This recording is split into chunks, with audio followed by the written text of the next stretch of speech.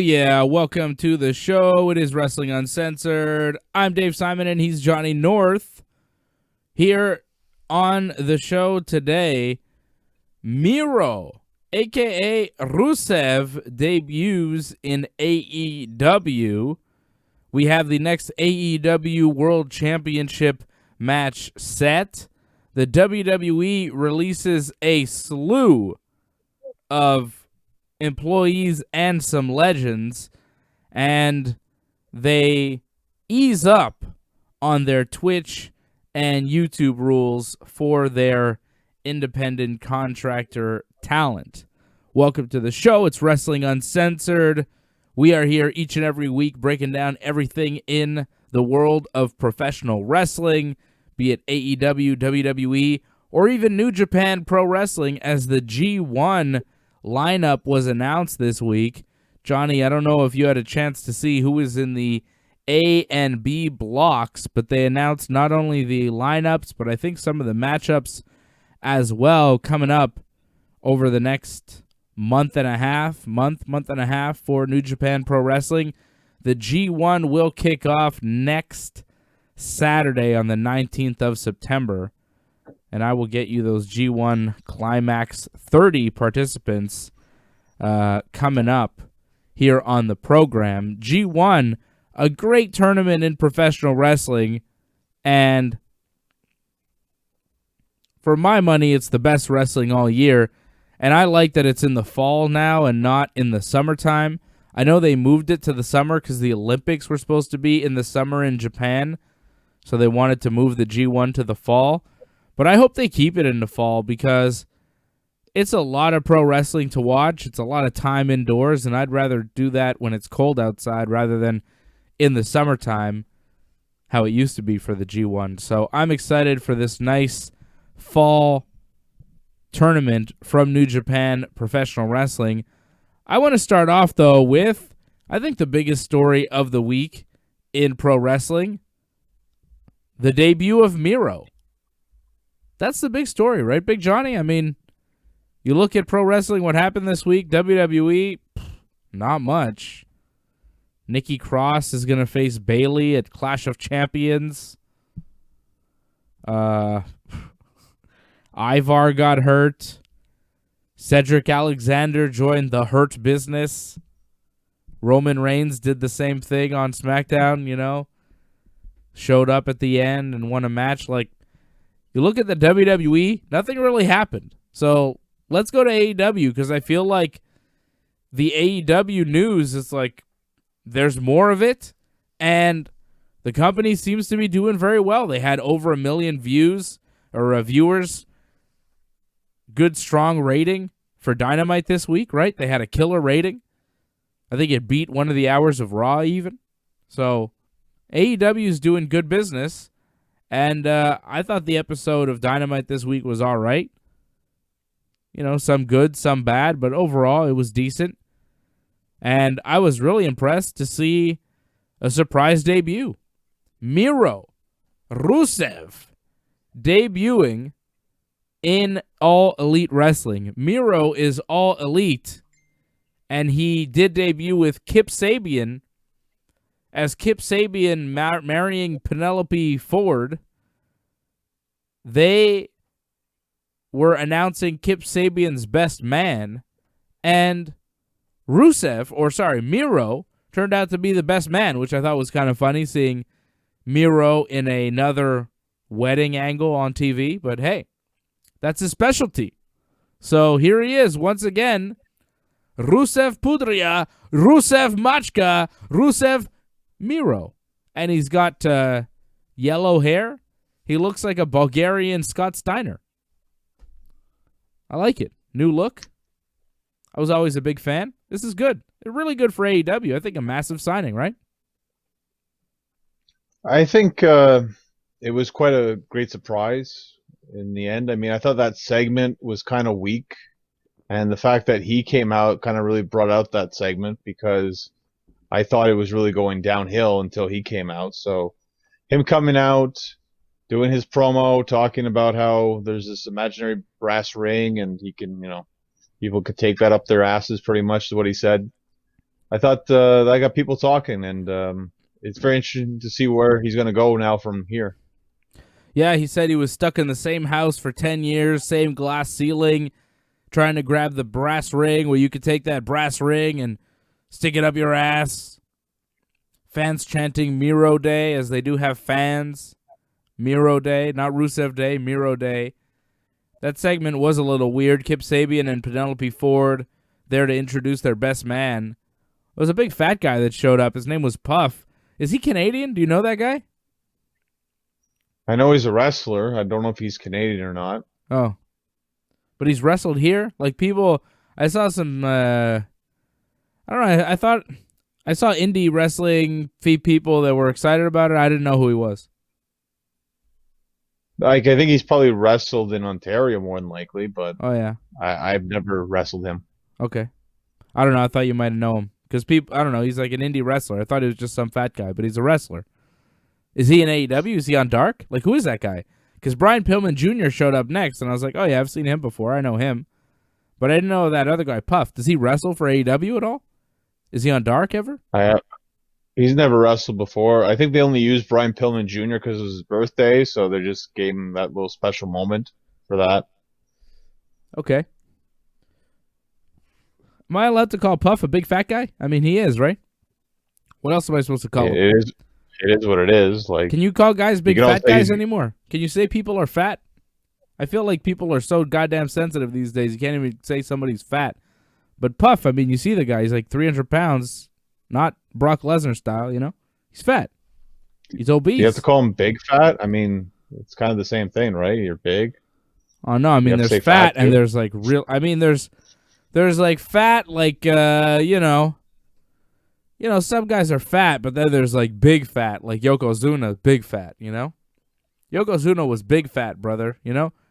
You might say, I'd say Kevin Owens is like a little fat, you know? He's got a belly, whatever. But Yokozuna, big fat. You know what I'm saying? Puff, big fat. Viscera, big fat. You know? It's the difference, brother, between fat and big fat. I'm just digging the grave. Like, I'm just digging myself deeper into this, you know, fat-shaming hole that I'm going into. But, hey, man, what are you going to do? The guy's super fat. He might move great. I don't know. I like big fat guy wrestlers, all right? Big fat. I like Yoko. I liked Earthquake. I like Typhoon. Natural disasters, man. They don't get enough credit. I don't know why Earthquake isn't in the WWE Hall of Fame. That guy was a goddamn legend. And a Canadian as well, John Tenta. Respect. Well, regardless of like who it was before Miro came out, like I thought it was just segment, and once he came out, it got a lot better, and I was more interested to see what was going to happen. I was very surprised, like if Miro's going to be in this though, for him to come out for this, it just kind of felt like, wow, he's not going to be a big star in AEW if he's going to be involved with Kip Sabian, who's not really a big star. It's a start, though. It's how he starts out, you know? It's a spot for him that kind of made sense. Who knows what his week 2, week 3, week 4 is going to be in AEW. You know, he's in Kip Sabian's deal. He's going to be in some sort of wedding, but they're going to make a big angle out of it. So Miro is going to get some screen time, and they're going to do something with him. And I look at the landscape of AEW. They need a guy like this. This is a guy that can be plugged into the main event, can be a solid upper mid-carder, knows how to wrestle, can talk, can be intimidating, has size, has comedic skills as well, but I wouldn't rely too heavily on Miro's comedic skills because, quite frankly, at this point, I think you want to build him as a scary monster a little bit. I know you tossed him in there with Kip Sabian, and he was wearing some goofy pants, and he was jumping around. He was all excited. I would cool out on that stuff. I would make him a little bit meaner, a little bit more intimidating, because if you look around the landscape of AEW, he's one of the bigger, scarier guys in that company. He's a guy that you could put up against a Lance Archer, a Brian Cage, a Brody Lee, and he stands up to those guys physically. He's a big guy. They don't have a guy like Miro, a guy who's had WWE exposure, who's talented, who was underused in WWE, never really given the shot to shine, got over on his own with the whole Rusev Day thing. WWE just didn't want to give it to him. They never gave him the opportunities that they gave Dean Ambrose, right? You see Jon Moxley go over, that's one thing, but Miro is a different deal. Miro is a guy, kind of like Brody Lee, but Brody Lee, wasn't as big a star when he came into AEW as Miro is right now. It's a different level. Like, Brody Lee never wrestled John Cena one-on-one at WrestleMania. He didn't get a tank. He wasn't on Total Divas. Like, Miro has had a lot of exposure. As far as guys in that company and exposure to the average wrestling fan, who's had more exposure than Miro right now? Jericho, maybe Ambrose, Cody, maybe Dustin, Goldust over the years. But outside of those guys, who's had more exposure? Who's more well-known among the everyday wrestling fan that may kind of know about AEW? But, this is a big name. This guy in the WWE for a very long time. Had big matches. Worked everybody, right? It's a big get for AEW. Huge. Do you find that could be an issue, though? Because now you're getting a bunch of people who were in WWE and you're not creating your own talent pretty much. You're just taking a bunch of talent from WWE now instead. Well, they released a bunch of guys. You're going to take a few, right? You can't not take anybody. They released a bunch of people. Who did AEW really pick up? Zack Ryder and Rusev of the big releases. Oh, and the Revival. Ah, shit, they did pick up a lot, eh? Ty Conti. Yeah, but, they need to beef up the women's division. That makes sense. The Zack Ryder thing is a little bit of a head-scratcher because I don't really see how he fits in.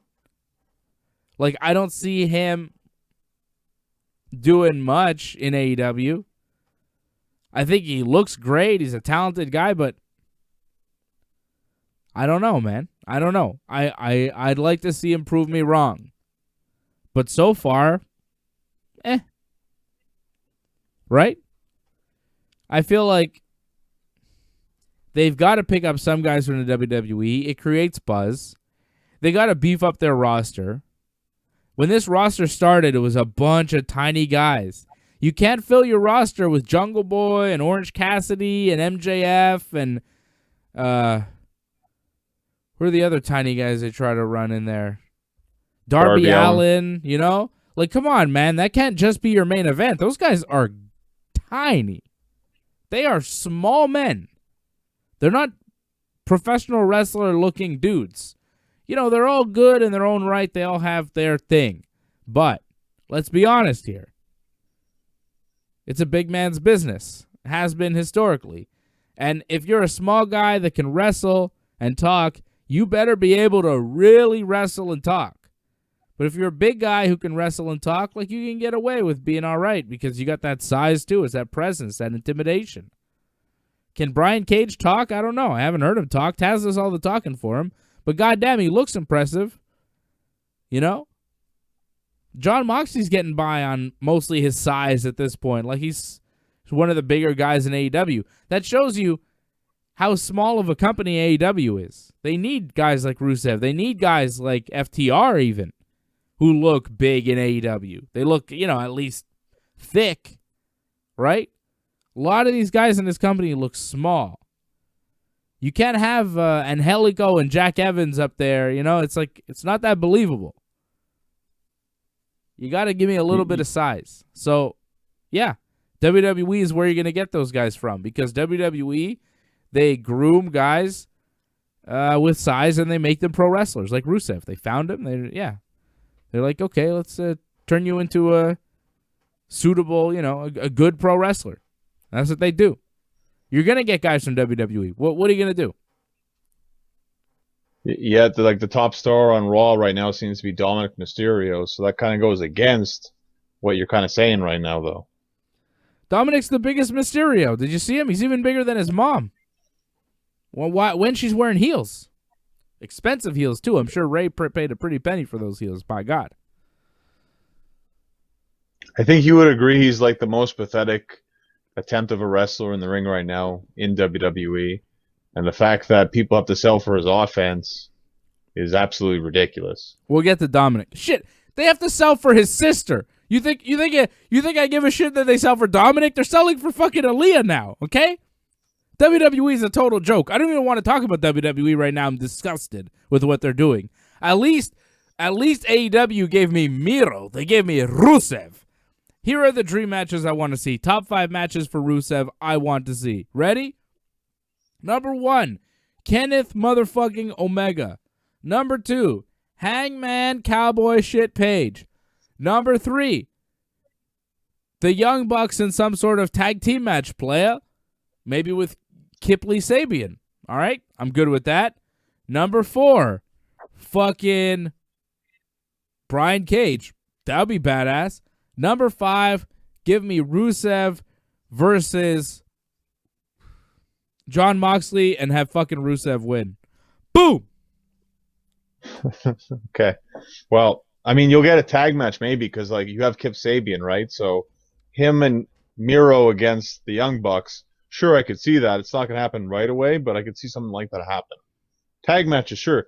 Jericho and Hager against them. I'd really like to see that. Yeah, all right. You know what I don't want to see? Tag team, I guess. Yeah, I mean, fine. They could be a tag team for a bit. It's fine. It's what you do for a while before you break up and you do what you're supposed to do in the first place, which is become the goddamn world champion. Kenny Omega. It's goddamn happening, Johnny North. See, this is why I want to talk about AEW, because I'm excited about what's happening in AEW. I'm enjoying AEW. WWE just makes me sad and fucking angry. So, no, you know? WWE, that finish of Raw was just, oh, God. We'll get to it because it was horrible. But Kenny Omega, okay? So Jim Ross does a promo or an interview with Hangman. No. It's Tony Schiavone. Tony Schiavone that did the interview with Hangman. JR talked to Kenny, which was just like iconic, right? Like JR doing one of those sit-down backstage interviews. He is the man at doing that. You know, like he was sitting between Rock and Austin when they were gearing up for their Mania match, and they had that intense promo. You remember that? When Austin's like, you know what, son? I don't like you, and I don't respect you. Wasn't that it? Or was Rock saying stuff? Man, that promo was good, is the point. All right? Do you remember that promo? Well, I remember more of the Mankind sit down with JR.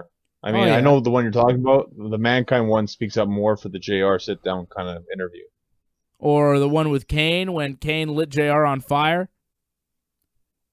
Yeah, sure. Or I think the Mankind one is more legendary. I think the one with Triple H is the most legendary. When he's sitting down with JR, when he's wearing that leather hat, you know? He's like, you know what, JR? I had to sit there and eat shit. Remember that? That was a really good one. When he became the game, he's like, I am the game. That's when he became the game. He said the game in that promo. That's where it all started. That was good. That was really good shit, pal. Sad beginnings for the unfortunate end of wrestling, in a sense. Shut up, John. That was good work. That was a great promo. You're just bitter because you hate Triple H for some odd reason. I think he's all right. You got to love old Trippies. I mean, he's not the best wrestler, but, you know, what are you going to do? Not everybody can be Bret Hart. So, Triple H would hate hearing that, too. So, Hangman Page is interviewed by Tony Schiavone, okay? Hangman talks about losing the tag team titles. He blames himself for allowing FTR to become the #1 contenders. He said he never should have let them get in his head. He never should have turned on the Young Bucks. He was stupid to turn on his friends, and he blames himself. And Kenny was right. The Bucks really are the best tag team in the world, and they just weren't focused, and he's stupid, and it's all his fault. And Hangman should have never trusted FTR, and he wants to get back together with Kenny and climb back to the top and become tag team champions once again. And then Kenny's interviewed later on in the show. And Kenny says losing tag team titles, you know, just part of the game. You win titles, you lose titles. He says the tag team division was his purpose instead of being the first champion, the ace of the company. But now it's time to move on. JR asked him what's next, and he said, Hangman and I, we had to dig deep to get to the championship, and we found parts of ourselves that we didn't know were there. And Kenny says that he didn't like what he found when Hangman had to go and dig deep. He didn't like what Hangman turned into. And Kenny says, I gave a year of my career to Hangman and to tag team wrestling, and now it's time to go singles and give fans a piece of what they have been hoping for this whole time. So I was very excited by that promo from Kenny Omega. You've been seeing the teases over the past few weeks on Being the Elite. The Cleaner is coming back. Singles Kenny, Angry Kenny, Kenny who delivers the 7-star matches, the best bout machine. The guy who wrestled Okada is coming back. That guy is coming back. New Japan Kenny is coming to AEW. Finally. We haven't seen him. I don't know where he's been. We've seen him. There have been glimpses of him. I think the most New Japan Kenny we saw, singles Kenny, was that Iron Man match he had on Dynamite with Pac. Still maybe my favorite AEW match so far. That and his tag team match with Hangman against the Bucks. But we haven't seen enough of that Kenny. And I know he's there. I watched New Japan. I saw Kenny. I know what he did. I know what he's capable of. It just hasn't quite come together. It hasn't been the right moment. And a lot of it for Kenny, a lot of it is the story. A lot of it is the build. So you had to kind of build and bubble and percolate to get to this boiling point to where Kenny can explode and become this star in AEW. I don't disagree with the build. I'm just impatient. Because I know, we don't really need this long of a build. But I know also that Kenny is very good at what he does. And he thinks about this a lot. And the longer you delay the gratification, the greater it is when it finally does erupt. You understand. So Kenny, he's slowing this down. The longer the build, the better the payoff, brother. Right? Well, you're going to have to wait longer because, Hangman had a different opinion of it. So you have two opposing forces on this now. Yeah, well, Hangman can't force Kenny to be his tag team partner. Kenny doesn't want to do it anymore. Kenny's done. So maybe we have a match, whatever, but it's only a matter of time before Kenny climbs to the top. It's only a matter of time. And I'm waiting. I like it. Best bout machine. This is what I wanted to see in AEW this whole time. Just more of Kenny Omega kicking ass. He was great in New Japan. He was the world champion. I thought, yeah, okay, now he's going to AEW. He's going to continue to have amazing matches, be this great world champion, and everything will be cool. But we just haven't had that yet. It's going to happen. Well, next year, it seems, because I think at the pay-per-view, to me, it just seems like him and Hangman, that seems like a collision course that's bound to happen. I mean, maybe it happens sooner, but I just have this feeling Full Gear makes a lot of sense to have that match finally ended once and for all between the two of them. Then maybe next year you could see Kenny go for the title. But that also depends who the champion is at that point, too. Because it feels like there's going to be a lot of contenders now for the AEW World Championship. You got Matt Hardy now, who says he's in the contention now for the title. Mm-hmm. And I wouldn't even necessarily put Kenny over Hangman, You may even delay it. I wouldn't even say, Kenny now turning into the singles division Kenny, he could have a tremendous match with Hangman, lose to Hangman, and then, have to build up and work his way to a championship shot. Hangman could win the title and have several defenses by the time Kenny comes around to actually getting the title shot. And it'll mean more once he gets there, Those long, drawn-out stories, they work, and that's what Kenny Omega does very, very well. So I'm not worried. I just, I wonder sometimes, are we going to get there? Because there's a part of me that thinks, well, Kenny's in charge, so he wants to do the nice thing and not put himself on top because he's in charge, right? Like he wants to show Mhm. everybody, look, I'm not just going to book myself on top here. I'm going to put everybody else over and I'll be last and I'll lose and whatever. But, like, we want you to be on top, you know? I know that, it looks bad if you're the booker and you're putting yourself on top, but, if you're the guy that's supposed to be on top, put yourself on top.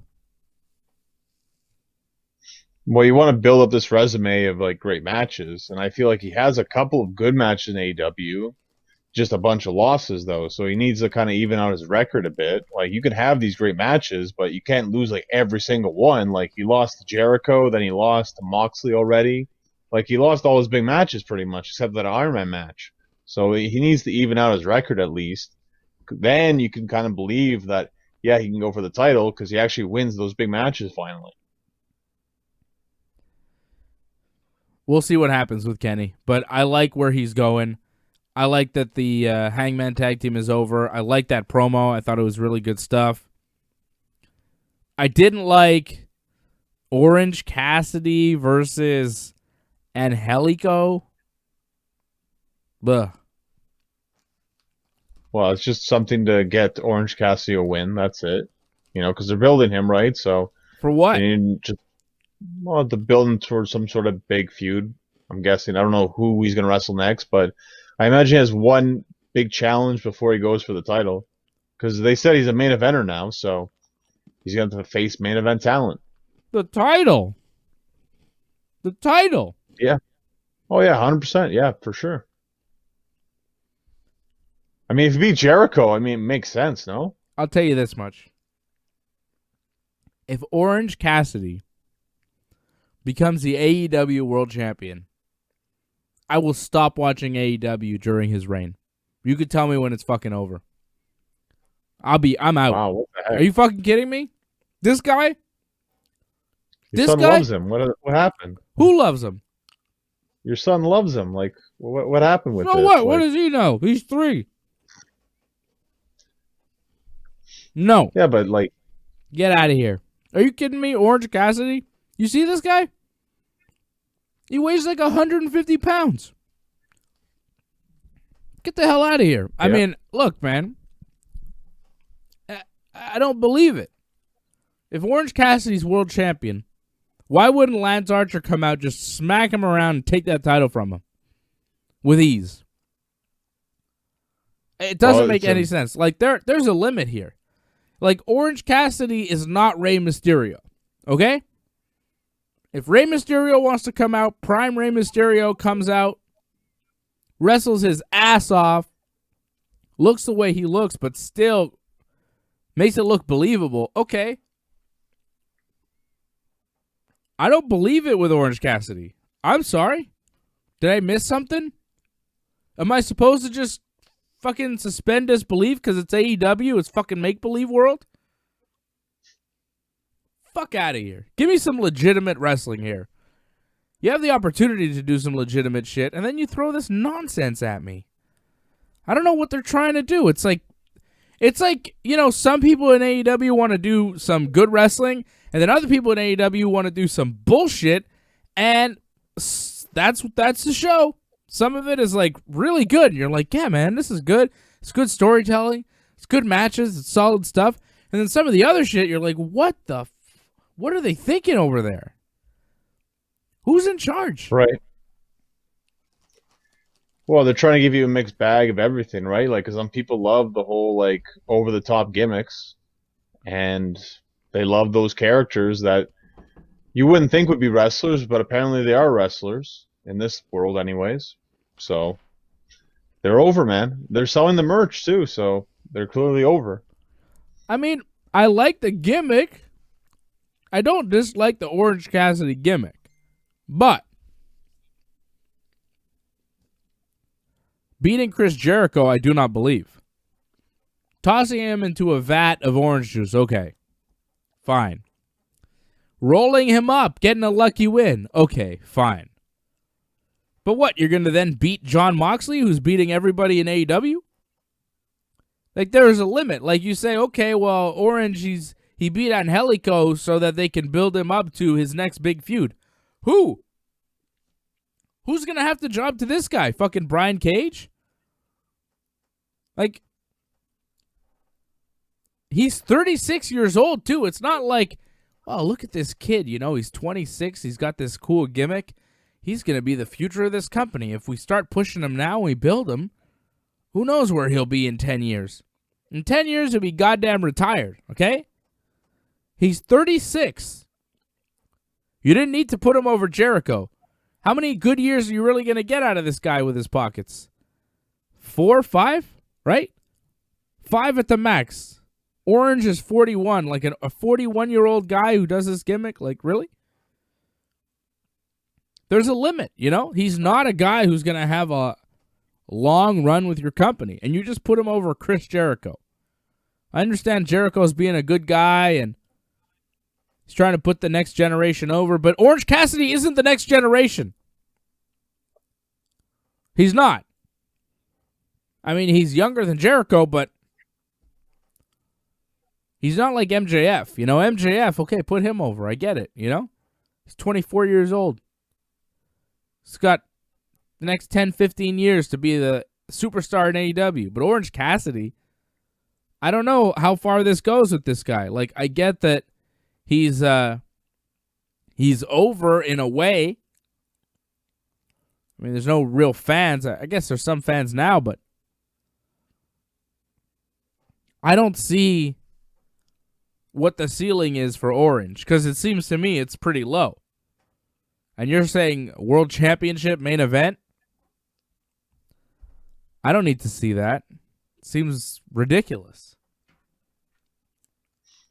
I get how you're looking at it, and I understand why you believe that, but I also understand they're trying to build up their own talent that isn't like WWE made, pretty much. So, in a sense, this makes a lot of sense that they're trying to build up their own AEW original talent.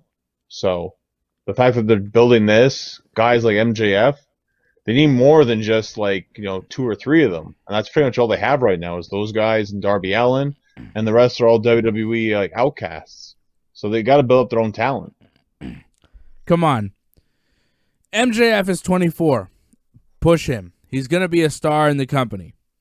Darby Allin's 27. Push him. Goddamn Jungle Boy. He's a young man. Even Wardlow, he's 32. He's got a good 10 years ahead of him. But Orange, like, he's been around the block. He's kind of small. I don't know why they chose him to go over Jericho. I guess Jericho chose him to go over Jericho, but goddamn, man, there's a lot of guys you could have made in this company that aren't really being made. Meanwhile, you put Orange Cassidy over Chris Jericho, and now I have to watch Orange Cassidy in enhancement matches on TV like he's the goddamn Ryback. The fuck is that? That's exactly what he is kind of right now. Yes, like they're building up to be the next big thing. I wouldn't be surprised, like maybe not the world title right now, but him against Brody Lee, definitely think that's probably going to happen in the near future. Yeah. He better not beat Brody Lee. That would suck. Oh, I wouldn't be surprised. I mean, Brody Lee just barely got past this week, so wait and see. I don't think his title reign is going to be as long as Cody's. Solid match, though. Brody Lee beating Dustin Rhodes to retain the TNT title in the main event. Did you see who was ringside with him? My man. Yeah, it was your guy. Yeah, Silver, yeah. Silver was there. See, I told you, man, this guy's getting over. He was standing there with Mr. Brody's title. Fantastic. You see him celebrating? That was great. Colt Cabana showed up after the match with Dark Order. Brody Lee told Colt to leave. Brody's still mad at Colt for losing the match at All Out. Grayson carried an unconscious QT Marshall into the ring. Brody kicked Dustin in the groin. Alex Silver loved it. I don't know if you caught his reaction when he kicked Dustin in the groin, but Silver was loving it. And that's how Dynamite ended. I thought that match was good. Nyla Rose beat Tay Conti with a powerbomb to get the win. Vicky and Nyla Rose wanted to continue beating up Conti after the match, but Hikaru Shida made the save. What did you think about that match? I thought it was weird that Conti was like crying before she came out. I guess she's really happy that she's actually been signed by AEW. Yeah. But I thought the crying wasn't really appropriate. It just made it seem like she's really gonna get her butt kicked or something. I don't know what. She's way too emotional for whatever reason. Like I get it, but it didn't fit the situation. Especially like her gimmick's supposed to be like she's a bit of like a badass almost. Like she has a legit background, and like the fact that she comes out crying, like it's hard to believe in her almost right away. And you're facing someone who's a lot bigger than you. It just seems like you're going to get your butt kicked. And for the most part, she didn't, but she didn't win in the end. And I thought she got injured too. It looked like she was clutching her knee. I don't know if she got seriously injured, but it looked like it. Yeah, I don't know if she got hurt there. But look, John, I'm going to come to the defense of Tay Conti. I have seen many fellow Brazilian badasses cry in many different rings, so I got no problem with Tay Conti crying. She's a Brazilian. She's a badass. They're emotional people. They're true warriors. And she was happy that she got her contract, so I'm happy for Tay Conti from Brazil. A judo black belt, a Brazilian jiu-jitsu blue belt, I think they said, which is like, yeah, okay. It's nice, but like, you don't have to mention it on TV. Anyways, FTR cut a promo with Tully in the ring to do a tag team championship celebration. A bunch of tag teams were ringside, just kind of playing the part. FTR made fun of them. FTR made fun of Jurassic Express. Jurassic Express got mad, and they jump in the ring, and then FTR escaped, and then all the tag teams ate the cake that the FTR had. The hell was that? Well, I like the idea of FTR making fun of all the tag teams. I enjoyed that. That was a lot of fun. I thought they all showed that they could talk. Like it's great that they have Tully as a manager, but Dax and Cash can both talk on the mic. They didn't actually need Tully, but it just adds to their group pretty much, so it's fine. The cake thing's just AEW stupid stuff that they do all the time to end segments, so that's why we got that. But I enjoyed that. Lasted too long. It lasts too long, but it builds towards what we're getting next week, which is Jurassic Express against FTR. And I think Jurassic Express is probably going to win because it's non-title. It's non-title with a title shot on the line. If Jurassic Express wins on Wednesday or Thursday, they get right? So it might be Wednesday and it might be Thursday because it depends on basketball, right? Depends if some series goes to Game 6 or not. If it doesn't go to Game 6, then we get Wednesday. I mean, fuck off. I got to follow basketball to figure out when wrestling's on? You're making me follow 2 sports now just to know when Dynamite's on? Just fucking call me, okay? Cody, call me. You're not busy. You got time to host a stupid reality show. Fucking call me and tell me when Dynamite's on, Cody. Well, it's better for you Wednesday because you have a show on Thursday. So, yeah, you better hope it's on Wednesday. I don't have a show this Thursday. Vacation. Oh, that's true. This week you're okay. Yeah, that's right. Vacation time. I won't be watching Dynamite anyway, so take that, Cody. Tony Khan. Cody's doing his own show now, too, by the way. That's how Dynamite actually ended. Yeah. Well, did it? That was stupid. JR was like, Cody Rhodes we're gonna hear from Cody exclusively after Dynamite. And I'm like, after Dynamite? We haven't seen this guy in like 3 weeks since he lost the title. People were saying he's gonna retire from wrestling. He's like super injured. And the promo to explain where he's been is gonna be after Dynamite. And I'm like, where's this gonna be? It's gonna be on YouTube, it's gonna be on Cody's Twitter. Like, where's it gonna be? I guess on TNT they aired a commercial or whatever. Right. For Cody, but they didn't air it on TSN where, Canadian fans were watching. We're like, I thought we were going to see Cody after Dynamite. No Cody. And then they announced, or Cody announced, that he's hosting some shitty, or he's a judge on a shitty talent show on TBS. The guy's supposed to be an executive vice president of a wrestling company and a professional wrestler. And he's got time to host a shitty talent show on TBS? I mean, I get it's the network and you want to play nice with the network, but god damn. I hope it's one of those shows that they filmed in a week. You know, a lot of those game shows that you see a whole season that play out over, 25 weeks. They film all those episodes in a week, and then they're in and out.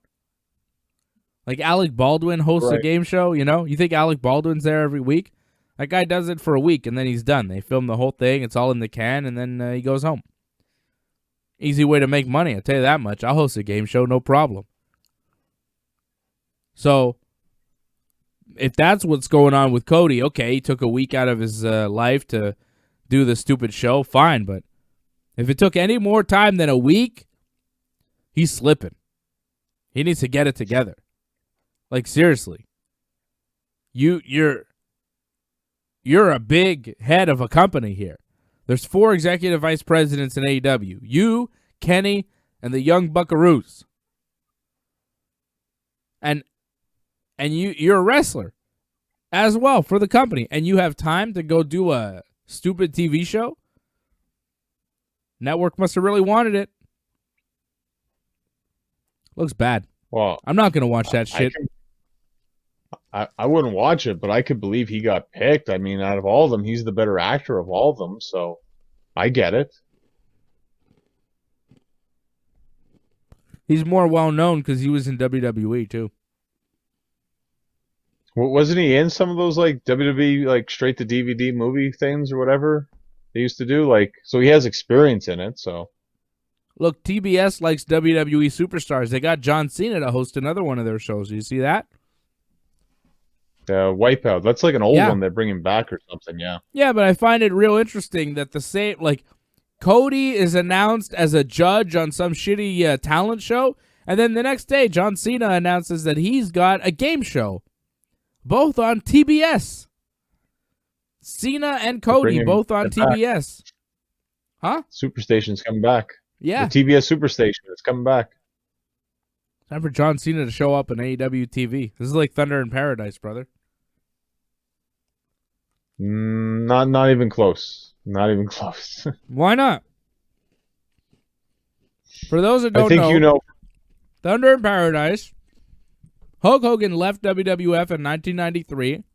He went to film this show called Thunder in Paradise. It was filming near, like, in the Disney lot where WCW was taping at the time, right? Something like that? Something like that, yeah. It was filming near where WCW was. Eric Bischoff and Ric Flair go meet with Hulk Hogan. They work out a deal. Hogan goes to WCW.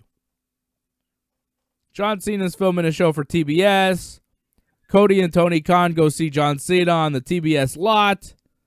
They sign John Cena to an AEW contract. It's not going to happen, but that's why I made the Thunder in Paradise reference. All right, that's where that comes from. Okay? I'm just saying, this could be the Thunder in Paradise moment, John, that changes everything. Really shifts the paradigm.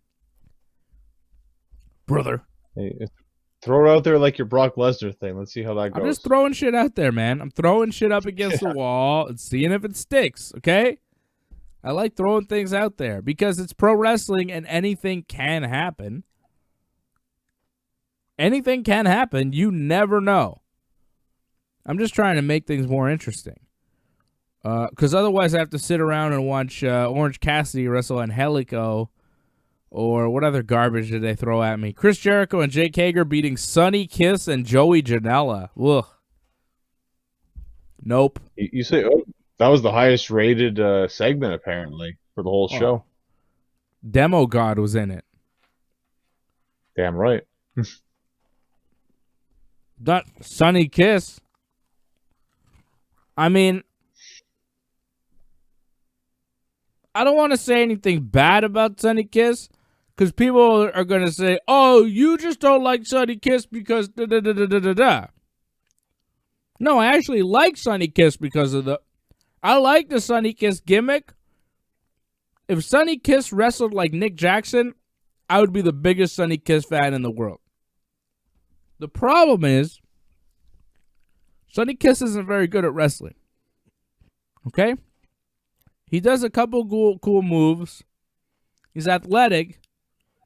But as far as selling... It's actually a she. Well, he says he responds to both. You could say she, Oh, but you could say he. And Sonny Kiss does wrestle in the men's division. I've heard Sonny Kiss on Chris Jericho's podcast. It was a very interesting interview. And Sonny Kiss says that he's technically a male, but he answers to she as well. So he or she, it doesn't really matter for Sonny Kiss. Anyways, just get out of a lot of trouble if you just say Sonny, right? So Sonny, yep. don't say he or she, right? So Sonny, I got no problem with Sonny's gimmick. I got no problem with who Sonny is. I am an ally of that community. I support it. I think it's great. I think it's fine. I think everybody should live their truth, live their best life, right? We are pro everything here on the Ringside Report Network. We are down with the program. So I have to say that every time you say bad things about Sonny Kiss, because otherwise people will start to think, oh, well, you're just two white guys, two heterosexual white guys that are just like dicks and you don't like whatever. No, okay, that's not the goddamn issue, you know? Like, I have to do that disclaimer, you know what I mean? Like, people that watch the show all the time, they know me. You know me, you get it, but people that might be tuning in for the first time will be like, oh, this guy's a racist or a sexist or a gender whatever. I don't know, genderist. See? Trouble now. I'm just saying, I think Sonny Kiss is cool. But, I just think that Sonny Kiss is not that good at wrestling. And there are times in that match where I'm like, oof. Hager's really going to sell that? The strikes are not good. A couple of the clotheslines and punches and like the forearm thing that Sonny Kiss does, it's not very good. There's a lot of stuff that I see Hager selling, and Sonny Kiss in there with Jungle Boy. Sure, sell for that, but Hager's got to sell for Sonny Kiss, like the size difference, the viciousness and the strikes. I don't see the urgency from Sonny Kiss. I don't see Sonny Kiss trying to violently win a match. I see Sonny Kiss trying to like do some nice moves and maybe win, but I'm not seeing it with Sonny Kiss. I'm not seeing the edge, the mean.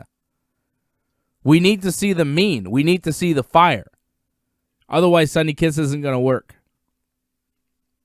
I really am rooting for Sonny Kiss to work. I think Sonny Kiss could be the AEW World Champion. I think Sonny Kiss would be a great example as an AEW World Champion. Checks a lot of boxes that you want to show to a lot of people that might not see that type of person, in a big, a world championship pro wrestler role, right? Somebody like Sonny Kiss isn't the type of person you would expect as a world champion pro wrestler. A little kid that's just like Sonny Kiss that can see Sonny Kiss in pro wrestling is going to be inspired and is going to be thrilled to see somebody like them represented. So I am really happy that Sonny Kiss is in AEW, is showing everybody out there that, hey, this can be done. But Sonny Kiss needs some work. And if Sonny Kiss is going to be hitting Jake Hager and Jake Hager's supposed to fall down, well, goddamn, man, I'm going to have to object. I'm going to have to call it out when I see it because it just doesn't look good. Sorry. Sonny Kiss doesn't have a good clothesline. Sonny Kiss offense is awkward, and I'm not even going to go for Joey Janela because he didn't look good either. He looked fucking worse. And Jericho and Hager had to sell for that, They had to work with that. When you're in there with, whoever, Jungle Boy, Luchasaurus, fine. You're in there with the best friends, sure, have a fun little match. But when you're in there with legit pro wrestlers like Chris Jericho and Jake Hager, then you're really exposed. It just doesn't look good. It makes Jericho and Hager look bad. It makes the whole company look bad. I didn't like it. Well, I'm glad this was no DQ because that's what kind of made it fun. Like Janela, like you said, not the best, but Janela can take a good bump, and he took a couple of good bumps in this match. And Kiss needs to lay in a lot of the offense. Like a lot of the offense just doesn't look like legit, like you say. Needs to lay in a lot of the strikes. That's a huge thing, but I feel there's tons of potential there, though. Mm-hmm. Really stands out. Unique offense. There's definitely something there. Just it needs more like just seasoning. Needs more like practice. But there's definitely something there they can do. And I thought for Jericho and Hager, I thought they carried that the best they possibly could in that situation. Well, that's it. But you could tell that they were put in a kind of a shitty situation, you know? That's what I'm saying. It's like I'm watching a primetime wrestling show, and Sonny Kiss and Joey Janela are not ready for prime time. They both have talent and promise, but they're not ready for Jake Hager and Chris Jericho. They just weren't ready. And, that was quite obvious seeing that match. I've seen little bits of Sonny Kiss, but seeing that, the Cody match even looked better. This one, I don't know. Like when Sonny Kiss went one-on-one. Yeah, you think so? Especially at no DQ where it's like anything goes. It's kind of like more like out of control. With the singles, it's a lot more simple. It's easier to put together. Tag match, especially no DQ, it's just anything can happen kind of thing and go off the rails very quickly. I think maybe at some points it did go off the rails. Mm-hmm. So it's a lot harder to control. Even if it's Jericho and Hager, that, again, did a great job, but it's hard to control all that stuff. Again, I thought they did a good job, and I think it's better to give Kiss and Janela that opportunity because you say like they aren't ready for prime time, but you got to give them a chance to be ready for prime time. You got to give them those opportunities. Yeah, but we still have to watch it. I didn't think it was like the worst thing. Like, I mean, it wasn't the best, obviously, but like, I knew Jericho and Hager were going to win, so I didn't mind it. Yeah, I've seen worse things. I just, what I'm saying now, I hope is seen as more constructive criticism for Sonny Kiss because I want Sonny Kiss to succeed. I really do. How old is Sonny Kiss? I think Sonny Kiss is pretty young. 26. Oh, shit. Like, Sonny Kiss could be a massive star in pro wrestling, Give it some time and, jeez. Big star. So, lay in those punches a little bit. Get a bit more mean face. Be a little bit more violent. Don't be scared to hit somebody hard, And if you don't know how to hit somebody hard, ask somebody and they'll show you. That's all he's got to do. I just think Sonny Kiss needs to improve because I didn't like that match with Jericho. I did like the Jungle Boy and Luchasaurus against the Lucha Brothers match. I thought that was all right, except for the finish. Like, what the hell was that? The match was, like, fun. They did their little thing. It wasn't terrible. But the finish was one of the weirdest finishes I've ever seen. Jungle Boy rolled up Phoenix after Pentagon accidentally hit his own tag team partner with a Canadian Destroyer. How do you accidentally hit a Canadian Destroyer? I guess they go too fast and they can't stop themselves from doing a Canadian Destroyer. That's my only way of trying to explain that. Have you ever seen that before? No, I've never seen that before. And it was weird, but that's what they come up with. I mean, sometimes in Lucha Brother matches, I find there's a lot of weird stuff that doesn't make sense. So you kind of just have to understand a lot of stuff isn't going to make sense in these matches. The accidental Canadian Destroyer. Never seen before, hopefully never seen again. Phoenix was mad, obviously, at Pentagon after the match, and they argued. Because, of course, in pro wrestling, if you have a Latino tag team, they cannot ever get along. They must always argue. We've seen this in all of the American wrestling companies.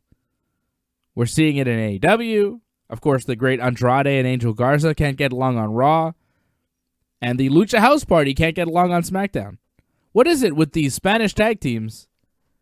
They just can't get along. They need Eddie Kingston in their life because Eddie Kingston, Butcher and the Blade came in to keep the Lucha Brothers cool and said instead of arguing, you need to work together so you could be the best and we could all be the best. And they all hugged. And then Kingston said he was never eliminated from the Battle Royal. It was a weird little promo.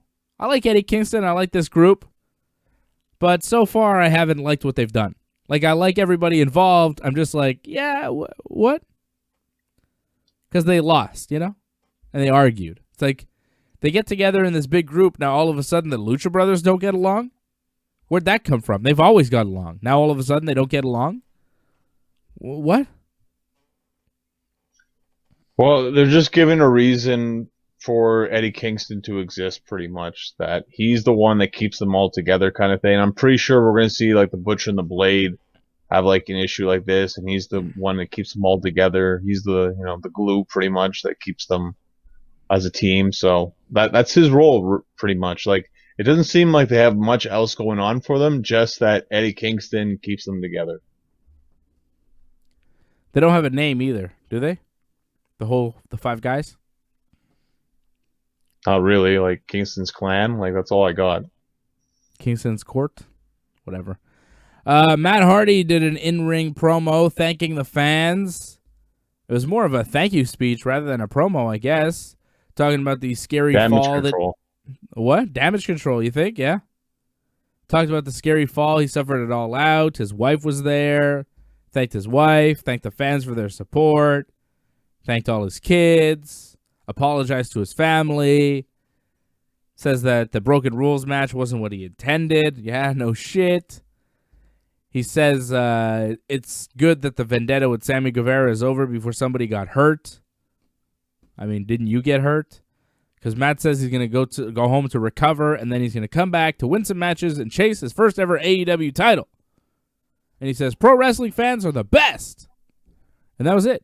Sammy Guevara didn't come out to attack him. Nothing. It was just like, yeah, Matt Hardy loves the fans. Thank you, fans. Is AEW really saying he didn't get concussed in that match? What? Well, this is something like we couldn't hear, right? Because like we didn't hear the audio like as the match was going on. But apparently, like the match, they rang the bell, they stopped the match, and they restarted the match because Matt had to pass concussion protocol. So that happened, and then concussion the match protocol. continued. Then he went. In what, 2 minutes? Well, remember when they went to the announcers? However long that was. How does he pass? Did you see him? I saw him. I mean, he did look very loopy, but it doesn't mean he has a concussion. He had spaghetti legs. He got knocked on his Right. head. That's a concussion. But like the doctor passed him, he went to the hospital. They said he doesn't have a concussion. So Did they say he was dehydrated? I don't know if WWE was like mocking them or something, but that was kind of weird how like that happened on SmackDown. That was super weird, right? Yeah, that was odd. That definitely felt like a shot. It did feel like a shot. So, AJ Styles and Jeff Hardy are having a match for the Intercontinental title on SmackDown. Sami Zayn shows up. He hits his kick on Jeff. So AJ actually won by disqualification, which is important to note. Jeff Hardy, after the match, collapsed after taking a beating on... Because Sami attacked AJ first, right? So AJ won by DQ, but then Sami attacked Jeff. Jeff took a beating from Sami, and then he collapsed on the stage after the match. And then we come back from commercial, and they tell us, well, Jeff Hardy's in the doctor's office, but he didn't suffer concussion. He's just suffering from exhaustion or dehydration or something, right? And it felt like it was dehydration, which is weird. Like, it's weird that, well, Matt on Saturday looks like he gets knocked out, but then the company's like, no, he wasn't concussed. And now on Friday, Jeff on WWE TV, like, kind of falls down like he's been concussed. And then the WWE's like, no, he wasn't knocked out. He was just dehydrated. Like an angle. Like taking a shot at AEW. I think it was a shot. I really do. What else could that have been? Well, you also have to remember too that apparently it was really humid at the pay-per-view as well, and Mm-hmm. they were all complaining about that. So maybe that's it. That people backstage were saying, "Oh, he was just dehydrated. That's why like it was tough for him." So maybe WWE turn it around because as we saw it All Out and Dynamite, AEW doesn't mind taking shots at WWE. So WWE, I'm sure, doesn't mind taking shots back. AEW took a bunch of shots at WWE. Kip Sabian plugged his Twitch, and then the AEW said that they endorsed this message after the whole WWE thing. Rusev did a promo taking shots at WWE. Like, they take shots at WWE every chance they get. Good for WWE for shooting back, because AEW was quite irresponsible in allowing Matt Hardy to continue there. Like, that match should have ended. When his head hit the ground the second time, when he fell over because he couldn't walk and his head smacked against the ground again, it was like, that wasn't a wrestling fall. That was a real fall. That was an MMA fall. That was like, I'm trying to get up, but I just been knocked out. It was that type of fall where the referee should have caught him. Like, Matt was out, and AEW did a concussion protocol and then let him scale this big scaffolding. That was not responsible of AEW. And I think WWE is right to take a shot and use Matt's own brother, Jeff, to take that shot, because I'm sure Jeff wasn't happy about it. Well, I can kind of throw this back on you, though, because like I know you complain about refs stopping fights in MMA. Like what happened, I believe, with the last, was it Nate Diaz fight? And you got mad because of the ref. That was a doctor, and that's a totally different thing. That's not a concussion. That's a cut. If you're cut in the face, it's not brain damage. I mean, probably brain damage on its way to getting that cut, but the more you bleed, it's not like you're going to have more brain damage. I'm totally in favor of ref stopping fights when guys are knocked out. When you've been hit and you're knocked out, yeah, I say stop the fight. I don't know what you're talking about, John. Get it together. Watch more the doctor, MMA. It wasn't the ref. The doctor passed him. It wasn't the ref that passed him. The doctor passed him. A pro wrestling doctor. He's a gimmick doctor. He's even a real doctor, that guy? You can check up Dr. Sampson if he's a real doctor or not.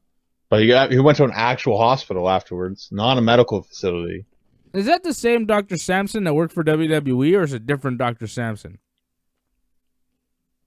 You'd have to look it up. I wouldn't be surprised if it's the same one. No, it can't be.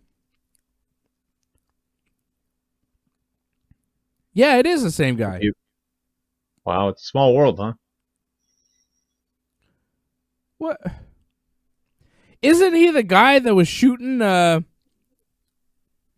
Michael Sampson. Isn't he the guy that was shooting up CM Punk with all that stuff? And Punk was like saying, oh yeah, he just kept pumping me with all these things and I had a staph infection and he didn't actually care for me properly. Wasn't that part of his thing? Michael Sampson. Something like that. I thought it was something about a Z-Pack, actually. Yeah. Michael Sampson cleared Punk to get back into the ring 4 weeks after undergoing knee surgery. Right. And Punk had a staph infection that he just kind of kept giving him these Z-Packs for. And, yeah. Punk was not too happy with this Sampson guy, and now he's the guy working for WWE. So, I don't believe this gimmick doctor. This guy's not a real doctor. He's a wrestling doctor. You work for WWE, then you find yourself as the doctor for AEW? I would not let that guy treat me for a fucking hangnail, let alone a concussion. If you're a fucking pro wrestling doctor, you're not a real doctor. I got news for you. Any professional, any doctor, any whatever that is also something else That something else is what they really are. They're not a fucking doctor anymore. They're using the doctor to be the whatever else. It's a fucking launch pad. Believe me. This Dr. Sampson is a fucking wrestling doctor. He's a work doctor. He may be the real doctor for AEW, but if you work for WWE and then go to work for AEW, are you really a doctor? Or are you just a guy who fucking tapes things up and says, oh yeah, you can wrestle, you'll be good? I mean, I don't want to get sued here by WWE, but I'm just saying CM Punk didn't seem too happy with his treatment. This guy worked for WWE, now he works for AEW, and he cleared Matt Hardy. He passed a concussion protocol in 2 minutes after he was clearly unconscious. Okay. Get out of here, Dr. Sampson. I don't believe Dr. Sampson. I believe he's a bullshit doctor. Well, I can't speak for AEW how that works there, but I remember WWE when I went for my tryout, like, you have to go get cleared to make sure that you can actually wrestle, and like the facility there was just fantastic there. They do a great job. So when it comes to WWE, I think they do it very well. I don't know AEW so much, but WWE, I put quite a bit. Yeah, because if you're not under contract and they're thinking about signing you, they want to put you through the paces to make sure that they're not signing a dud product. But once they have you and they need you, they don't give a shit how you feel. They just want you in the ring so they can make money off of you. Are you so blinded by the wrestling business that you don't see that, John? The WWE only took care of you. They weren't taking care of you. They did all your medicals to make sure you didn't have a broken neck that you weren't telling them about. So if they sign you to a contract, they'll be getting a worthwhile investment. They check you out like goddamn people check out horses that they're about to buy. They put horses under full medical. You think they do that for the horse's benefit? Or do you think they do it for their investment? Fucking open your eyes, man. Jesus. Hey, it works for both of us in the way I look at it. Oh, yeah. Yeah? What did you get out of it? Clean bill of health. Did you think you had a not clean bill of health? Well, you never know. Like, you always wonder. Okay. I mean, now you should wonder. You might have goddamn coronavirus, John. So AEW, they've got Jon Moxley versus Lance Archer for their title, set up for their anniversary show on October 14th. What is that, 1 year of Dynamite? The 14th, yeah. It'll be a year. Only a year? It feels like it's been 5. Best Friends will wrestle... What? Yeah, I don't know. It feels like it's been going on forever. Best Friends wrestling Santana and Ortiz in a parking lot fight. That'll be on Dynamite this week. Thunder Rosa will defend her NWA title against Eva Lise on Dynamite. Okay. FTR versus Jurassic Express in a non-title match with a title shot on the line. And Private Party will wrestle Jericho and Hager on Dynamite. That makes sense. That's a matchup I can get behind. MJF will be in action on Dynamite, probably against a jobber, maybe that Griff Garrison guy. Hangman Page will wrestle Frankie Kazarian on Dynamite. So they've announced a good chunk of their show coming up on Wednesday night. Hangman and Frankie should be good. Hopefully Wednesday. Yeah, Wednesday or Thursday, depending on if a basketball game happens or not, which we don't know about, and we'll find out at some point. What basketball game are we even supposed to... Like, what game is it? I don't know. Is it Houston? I'm not sure. It's not the Raptors, because I think they finished up this week. Yeah, that's right. I don't know. I really have no idea about basketball at all. I'll tell you what I do know about Manscaped, okay? Speaking of balls, forget basketball. Think about your own balls, okay? You want to keep them clean and nice and good smelling, shaved, good? Manscaped.com. Use that promo code Ringside20. Get 20% off your order plus free shipping. Go to Manscaped.com. Get everything Manscaped. Get the Lawnmower 3.0. Get the Crop Revitalizer. Get your ball deodorant. Stay fresh, stay clean, stay smelling good with your balls. Your balls will thank you. Your friends that see your balls will thank you. Do you have friends that see your balls? Do you have a lady friend? Do you have a man friend? Do you have, whatever? Anybody that sees your balls?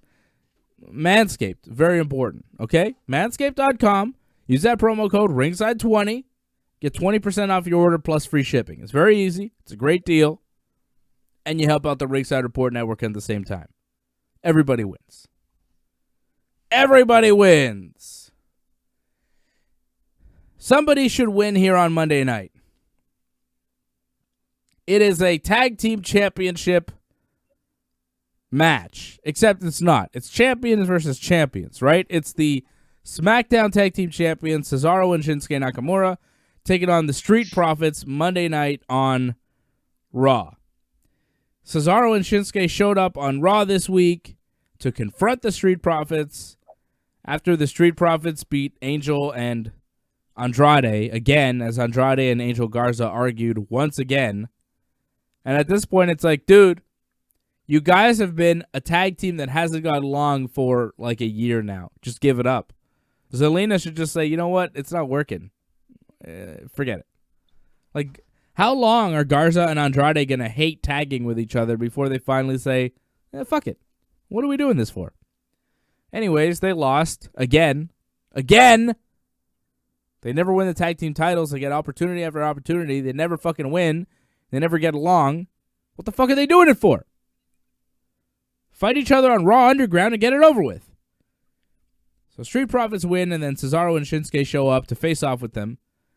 And Cesaro making fun of the Street Profits, saying that they're some of the longest reigning tag team champions in years, but when people think about them, Shinsuke says, people think about basketball and playing with ninjas, and Shinsuke kind of laughed at him.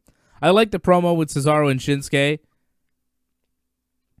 Street Profits, didn't say much. They said, Cesaro, you have so many partners. Shinsuke's just your new tag team partner, and we have a real bond unlike you guys. And it's like, yeah, okay, whatever. How'd the real bond do for the Iconics? Fucking that real bond is over. They broke up. So, real bonds don't matter in WWE. Shinsuke and Cesaro will wrestle the Street Profits on Raw. Put the belts on the line. Put the belts on the line. What the fuck are we waiting for? Put the belts on the line. There's no tag team division on Raw. There's some Hurt Business fellows, some Viking Raiders, and that's about it. Angel and Andrade, who can't stand each other. Kevin Owens and Aleister Black were feuding, but then they both got beat up by Daba Kato on Raw Underground, so maybe they'll become a tag team at some point. Could see that happening. Because it seems like, when you fight each other, you just have to become a team for some stupid fucking reason in WWE. That's what Cedric Alexander did this week because he's stupid. We'll get to that too. Fucking stupid, man. All this shit is so stupid. Like, AEW, it's dumb, but like at least some of it makes sense. Nothing makes sense in WWE. So, there's no tag team division on Raw to speak of. There's no tag team division on SmackDown. Who are Cesaro and Shinsuke supposed to wrestle? Heavy Machinery? Miz and Morrison? Is there anybody else? The New Day's gone. The Usos aren't around fully. There's no tag team division. The women's tag team titles are unified. There is one set. And they can defend on Raw or SmackDown. Why not the men too? What are we waiting for?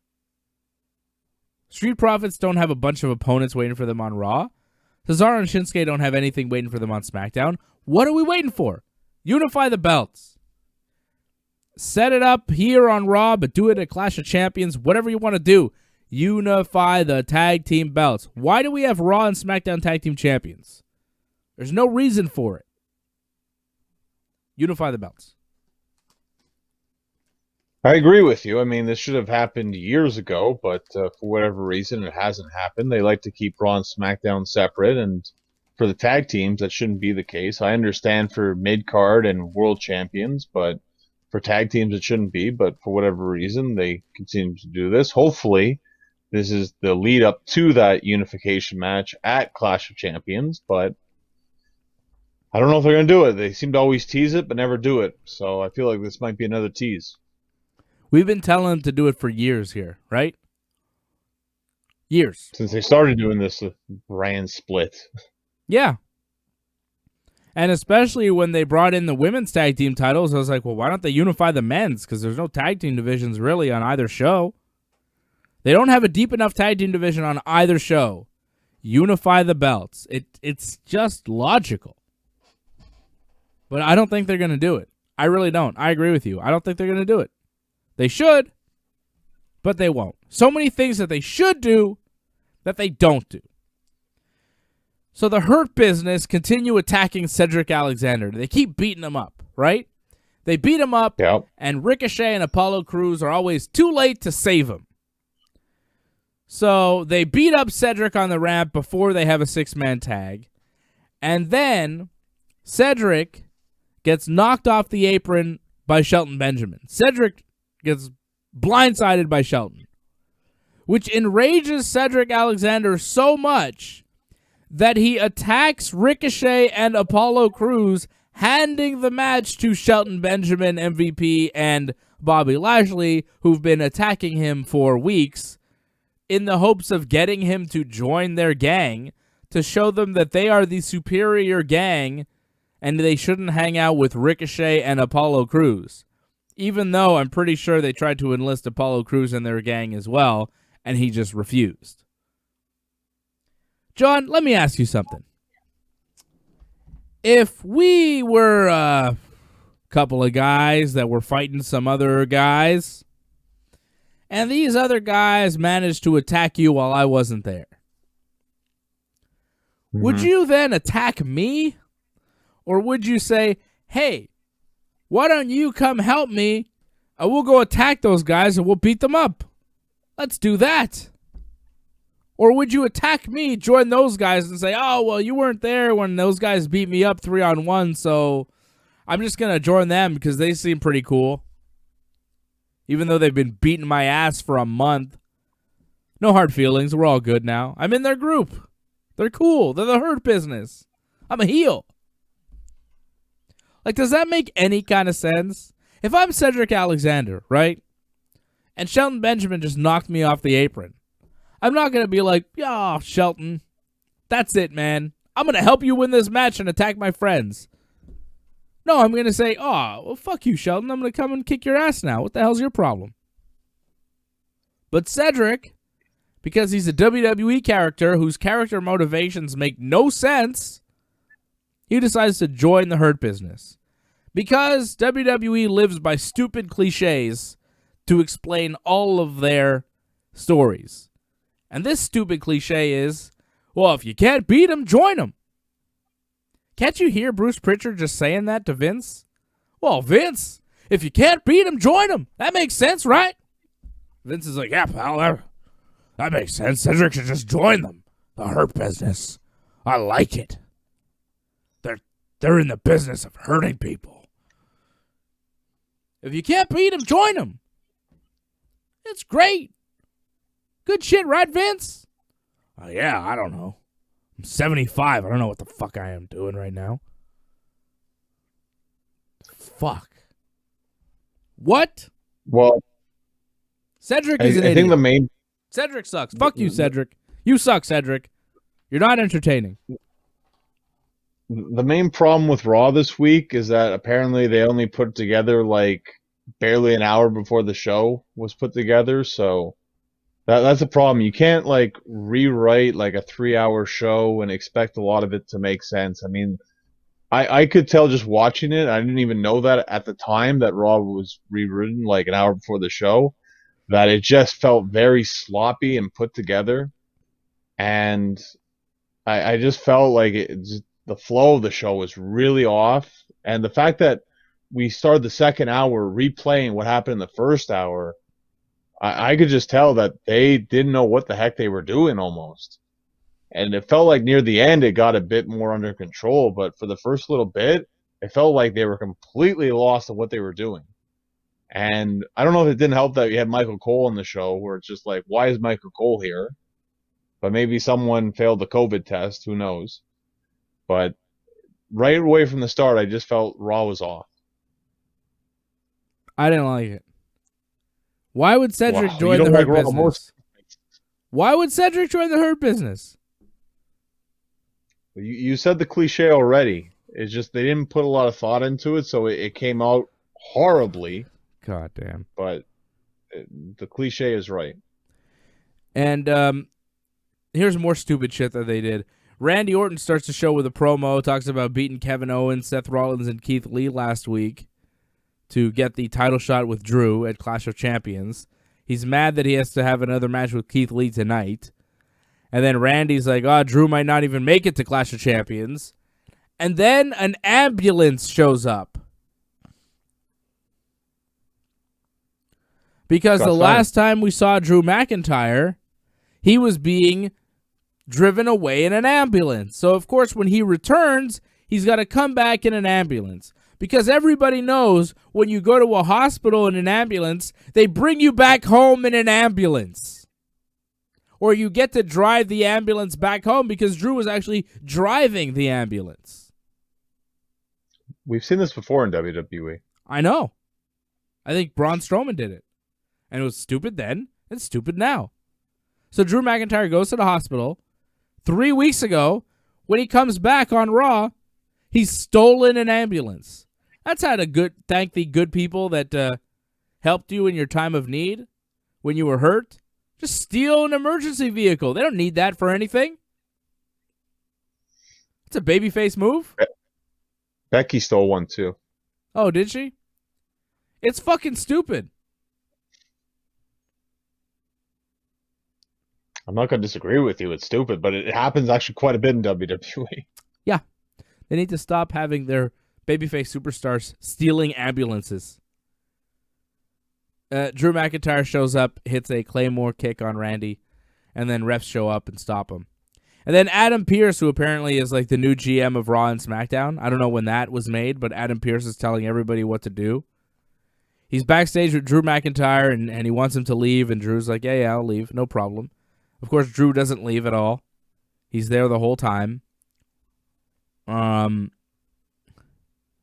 Eventually, he attacks Randy again, right? Randy has a match a couple times. Yeah, a bunch of times, right? Randy has a match with Keith Lee that he wins by disqualification when Drew McIntyre hits him with a Claymore. Keith Lee's not mad because he just got hit with the RKO, so he was fucked anyways, so whatever.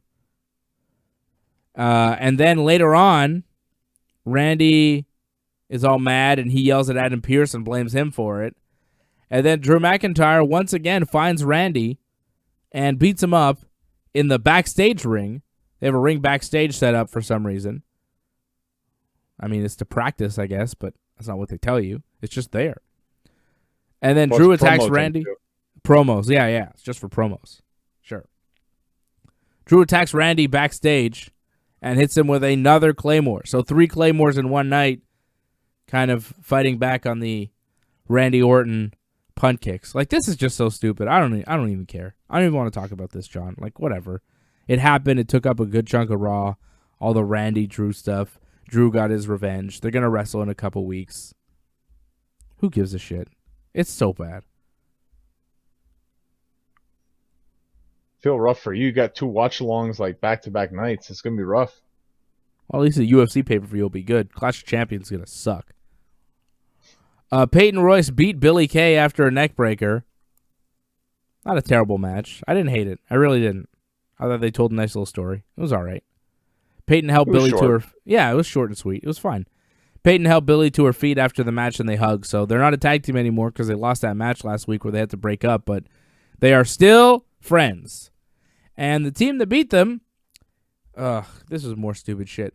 The Riot Squad, they beat Shayna Baszler with a roll-up. Shayna was distracted by Nia Jax, her own tag team partner, trash-talking her from the outside.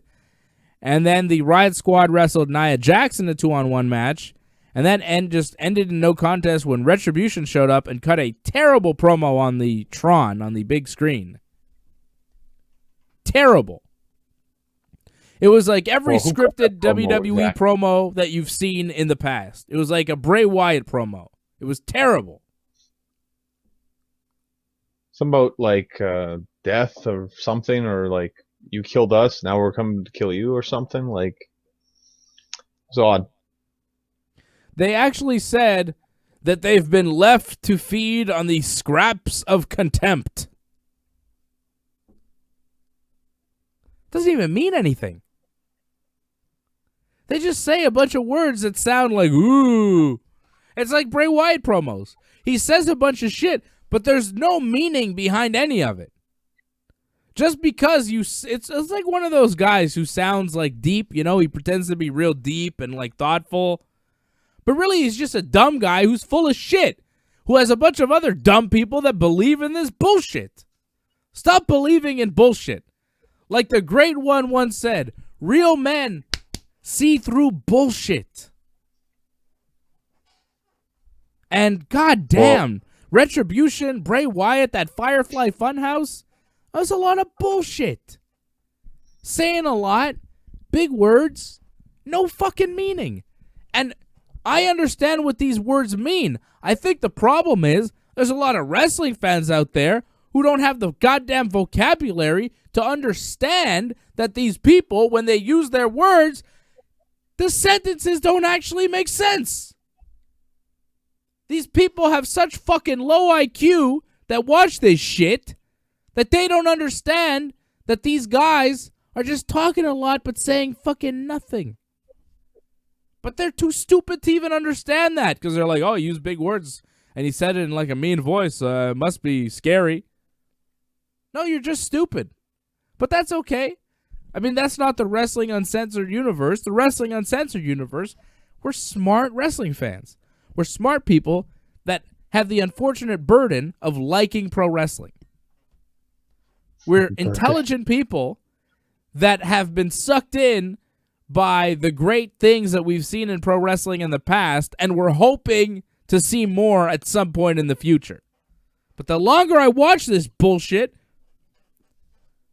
the less fucking hope I have. When is Daniel Bryan coming back already? God damn. And can we just get an AJ Styles match that isn't interrupted by something? Just give me what I want. Give me what I want. It's not fucking Batista, I'll tell you that much. Shit. It's not Drew McIntyre kicking Randy a bunch of times either, or Retribution cutting terrible goddamn promos. But now they have a promo, and it seems like maybe it was some released people that are coming back for revenge. It seems like it was like, oh, you released us during coronavirus, and now we're back because we got fucking nothing else to do. And the big guy is Eric Rowan, by the way. Urgh. No? Maybe. I feel it's a bunch of people in NXT. That's my feeling. It's just they're people in NXT that haven't gotten their fair shake. Like, they never got to the main roster when they should have, kind of thing. That's the way I look at it, because we know that it's pretty much NXT people that are doing the roles right now. Will it be NXT people in the end? Who knows? This is also the problem with the promo. It's like you're giving directions for characters that you haven't even properly flushed out yet. So it's really hard to get invested into something that hasn't completely evolved yet. I don't care anymore. That promo was so bad. I just want Retribution to go away. It sucks. It's a mainstay on Raw now. Yeah, great. Is Ivar okay? He got hurt. No, he's not. He's not, eh? Man, we saw a lot of Hurt Business on Raw this week. So they had the 6-man tag with Cedric and Ricochet and Apollo. And then they had another match, right? This is what I'm talking about, how Raw was just sloppy, put together. Like, you go from a 6-man to an 8-man. That's poorly put together. And before that, they just did a big, long promo, the Hurt Business with Cedric. So the Hurt Business, all 4 of them now, beat Ricochet, Apollo Crews, and the Viking Raiders. Ivar did a suicide dive, and did you see him? He threw up the X himself. He's like, "Oh, I'm hurt." As soon as he landed, something happened, and apparently it's like a cervical injury. People are saying he might have suffered a stinger. It's a neck injury. It's not good. Well, especially a guy his size to take something like that. No, that's not very good, and that might take a very long time. It didn't even look that bad. Like the dive, it didn't look that bad. It didn't, but it just goes to show you, like, any little bump sometimes it can really hurt. Especially your neck, man. You hit it the wrong way. You know, it's just you hit impact in the wrong spot, and you could do serious damage. Especially a big guy like that coming at it with a lot of force. It's dangerous, man. Pro wrestling is a dangerous game. So I hope Ivar's all right and he can come back and recover. He's a talented guy, man. I like the Viking Raiders. I don't like what the WWE's done with them, but I think they're very talented. I think a lot of wrestlers in WWE are very talented, but, you know, what the WWE does to them is just a goddamn shame because WWE doesn't have a clue. Like, what? You know, no one told them, like, oh, you have to do this. Like, he did this on his own. Like, it's not like everyone's saying you have to do a dive. Like, I'm not blaming the dive on WWE. I'm blaming the weeks and weeks of their Street Profits feud on WWE. I'm blaming the fucking turkey legs on WWE. I'm blaming Demi Burnett on WWE, who, by the way, wasn't on Raw this week. After I shit on her last week big time, now she's not on Raw. Maybe because I exposed her tweet where she said she wanted a titty in her mouth. Maybe WWE thought she wasn't appropriate for their TV show anymore. Or maybe they just realized, what the fuck is she still doing here? You know? Maybe they had her one week and they're like, oh yeah, nice little celebrity guest. And then like 6 weeks later, she's still there. And somebody's like, why is she still on our TV? Get her the fuck out of here. Well, if you think about it, like, do you really need her on television in terms of the story? Like, no. Garza ran away from her, so unless, you know, Ivar's going to do something which she can't now, there's actually no point to her at all, unless they come up with some other reason for her. Unless she got attacked by Retribution, and now, of course, because she got attacked by the group, she's now in the group. Can't beat him. Join him. Demi's in Retribution, brother. Idea. Come on, you love it. You love it so much because Demi is the future of the wrestling business. Cedric hit a Michinoku driver on Rick O'Shea for the win in that match, but Rick O'Shea clearly kicked out at 2. Yep. Okay. Poorly put together Raw. What happened? That was supposed to happen because the announce team talked about it. I don't know about that. That seemed like something was off there. I think they talked about it because you can't avoid that. That happened. Yeah. Do you think that wasn't supposed to be the finish?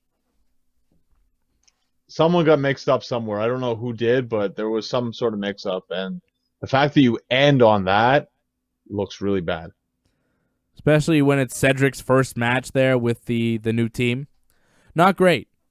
Okay. I mean, Aleister Black and Kevin Owens did a bunch of Raw Underground stuff. They both got beat up by Dabba Kato. That was kind of sad, right? Sad for Owens and Aleister. I'm losing faith in Kevin ever being like a big star in WWE anymore. Like, he'll just be another guy who's there now, it seems. He's like a Cesaro level guy. Not that low, but he's getting definitely a lot lower in the card. He's definitely not main event anymore.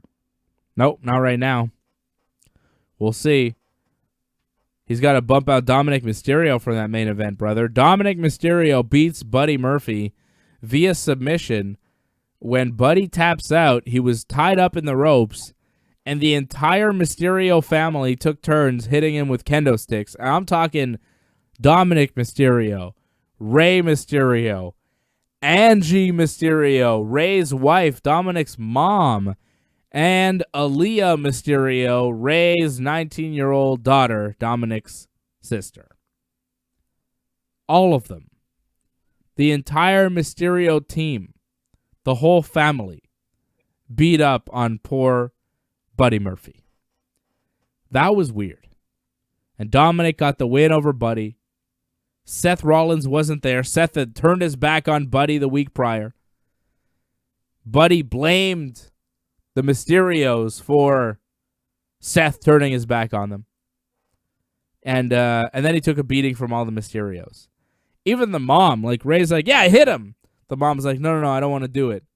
But he's like, no, it's okay, do it. And then she hit him. Gave him a big old whack with the kendo stick. They all had their own kendo sticks. Aaliyah seemed to really get into it. Like, she seemed to like it. You see that? Like she took her turn. She didn't hesitate when she hit Murphy. And then at the end, when Ray and Dominic were hitting Murphy with kendo sticks, the mom kind of backed away. But Aaliyah was right in there hitting with kendo stick. Does she want to be a wrestler too? What? That was weird, right? All of the Mysterios, like the whole family, just beating up Buddy Murphy with kendo sticks. That's how Raw ended? It was bizarre. Yeah, it's a weird way to end it. And I get it. Like, Murphy got what he deserved, right? But it's just weird that they went that far with it. I mean, it's one thing for Dominic and Ray to do it, but then to get the whole family and to end it like that, it's a wrong kind of feeling you get with that kind of thing. If anything, you kind of feel bad for Murphy, where it's like, all right, you got revenge. Now you're just kind of going a little too far here. It's like, where you turn the Mysterios heel now because you've taken this just one step too far. Yeah, like they won, he gave up, and then they all just kept beating up on him afterwards. Like, that's mean, right? That's a heel move. It was strange. It was very strange. Like, there's getting revenge, and then there's just like torture almost, and that's going too far. Mysterio's crossed the line. Is Dominic gonna wrestle Seth again on Monday? Probably. Well, I think hope that's not. the plan. I think that's the plan. Well, this is what Raw in your face. That's what they're hyping now. Huh? This is the whole tagline for Raw. It's gonna be Raw in your face, and I think the big match they announced was Drew McIntyre versus Keith Lee. Huh. Why is it in my face? Wasn't that like John Cena's old catchphrase? No. That's what JR said about John Cena one time. Okay. Yeah, Dominic is supposed to wrestle Seth Rollins in a steel cage. No. Drew will wrestle Keith Lee. And Asuka will wrestle Mickie James for the Raw Women's title. That should be all right. And, of course, Cesaro and Shinsuke versus the Street Profits. Both teams tag team champions with no titles on the line. It's a special match. It's fine. I think Asuka Mickie James is the one I'm looking forward to the most. That should be good. Two legends of the ring, like Dynamite. Two future Hall of Famers. I'm looking forward to the women's match the most for the next two shows. Yeah. It's going to be good. What did you think of the women's match on SmackDown this week? A fatal four-way. It was weird, too. Nikki Cross gets attacked by Bayley. Bayley cuts a promo talking about Sasha Banks, says, we were never friends. I never cared about her friendship. I just used Sasha. I beat her up last week because it was the right thing to do. Sasha sucks. I'm the best. I'm Bayley. I used her. And then Nikki Cross comes out for her match. Bayley attacks Nikki Cross before the match. During the match, it's a fatal four-way: Alexa Bliss, Tamina, Nikki, and Lacey Evans. During the match, Alexa hit the Sister Abigail on Nikki Cross and looked all like freaked out, and then she just bailed on the match altogether, like she was in some sort of trance. Okay? So Nikki Cross getting all the shit thrown on her, but still manages to get the win in the end, rolling up Tamina for the win. So Nikki Cross will be taking on Bayley at Clash of Champions for the SmackDown Women's title in the 100th time. Like, that's happened over and over and over and over. Why isn't it Sasha Banks at Clash of Champions against Bayley? Yeah, this is like the fifth time. I think they have two pay-per-views, like two times on TV at least, maybe even more. Yeah, it's a lot, and like you kind of want Nikki to win because, like, damn, like, it's a lot of opportunities, and if she loses again, like, it's kind of really horrible. Like, why do you keep repeating the same thing over and over again? But it just really goes to show you they don't have much in the SmackDown Women's Division, which is very odd because, like, they could have done Carmella at least again. I feel like Naomi, like, I think a lot of people wanted to see that because, like, she got a win over Bayley recently. So you actually have something to go off of that, not just the whole forced push. The fact that you actually have a storyline, but they're going in this direction for whatever reason. I don't know why. But you also have a hard time believing Bayley's going to lose the title because you expect her and Sasha are going to have that match, right? Yeah.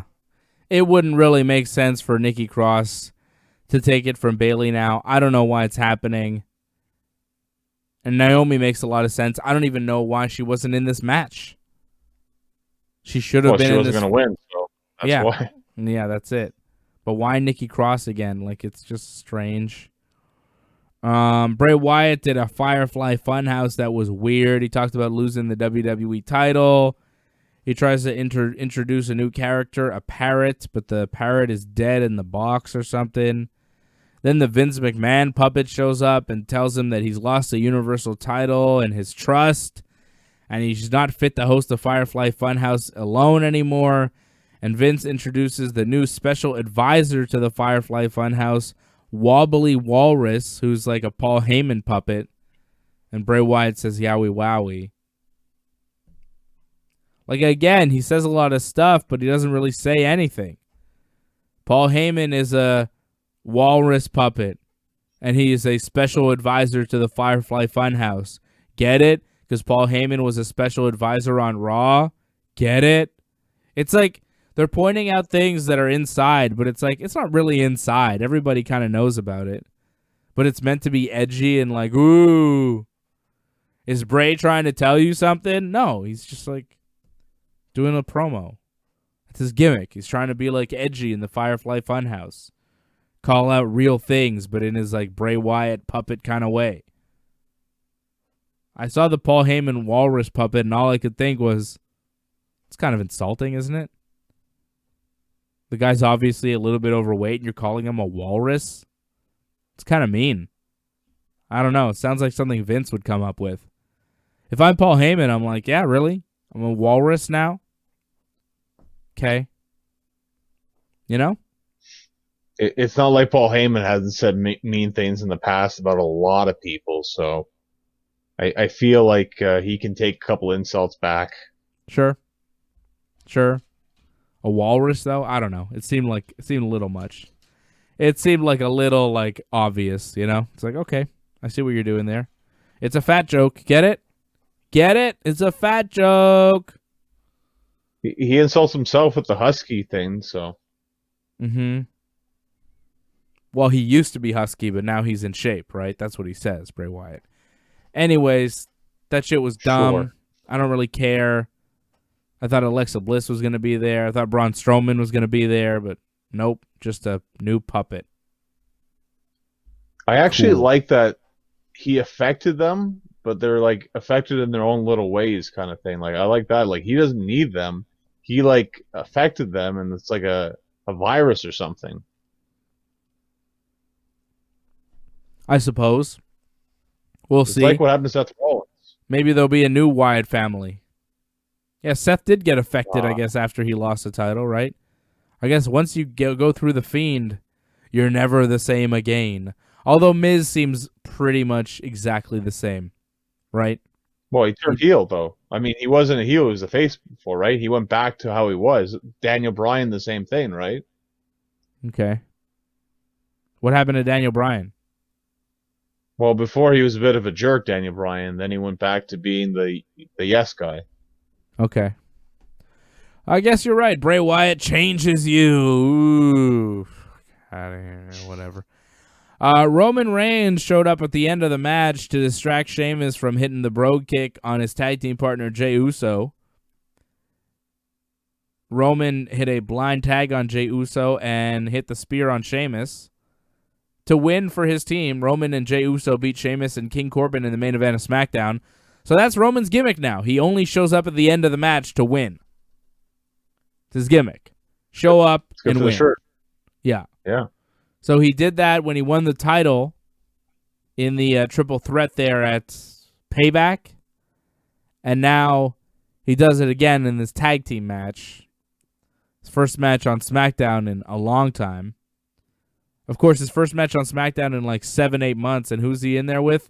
King Corbin. Except he never actually wrestled King Corbin, which is good because, like, I don't need to rehash the dog food match again. But they've wrestled enough. But it was Sheamus this time with Corbin, not Dolph Ziggler. And Roman Reigns seems like a heel now. The Roman showing up at the end, I don't know about you, but like, okay, when I saw that Jey Uso was alone, I was like, oh, well, I'm not going to pay attention to this match until I hear Roman's music because that's when things are going to happen. I feel like the match doesn't really start until Roman shows up. Because you know everything, like, they're not just going to beat Jey Uso and Roman's not going to show up. His gimmick is he shows up and he wins. But he only shows up at the end. So you wait for him to show up, and then he wins, and then the match is over. Like, the crucial moment of the match will happen when Roman Reigns arrives. And until then, it's just Jey Uso taking the heat. No point.